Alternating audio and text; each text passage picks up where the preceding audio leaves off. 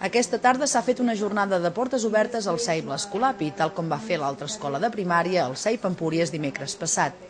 L'objectiu és que els pares que l'any vinent portin per primera vegada els seus fills a l'escola puguin veure de primera mà les instal·lacions del centre.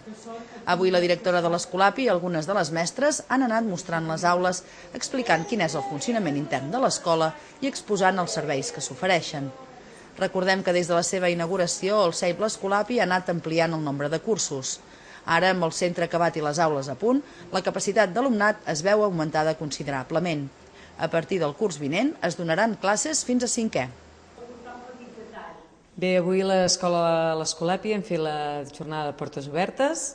Déu-n'hi-do la gent que ha vingut. La intenció era explicar una mica quins són els projectes de l'escola, que bàsicament són dos, biblioteca i escoles verdes, i d'altres projectes que estan al voltant d'aquests dos.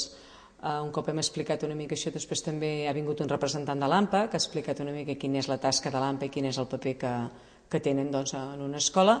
Hem anat a fer un recorregut per l'edifici, la banda infantil, primària, el gimnàs.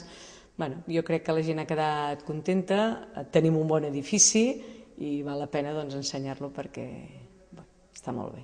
Bé, una de les preguntes que han sortit i que costava era el tema de la zonificació.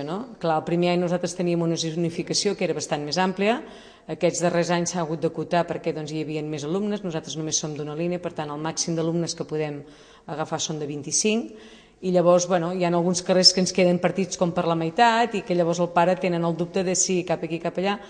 També respecte a això, pares que els hi toquen a la zona de l'Empúries però que per proximitat quilomètrica estan més a prop nostre que no pas de l'Empúries. Llavors això són coses que potser amb el temps els haurem d'arreglar i subsanar perquè, clar, si un pare està més a prop d'aquí ve d'anar... Jo al revés igual, no? Dic que això és una de les preguntes. I després també quins eren els serveis de menjador, de transport, com funcionaven.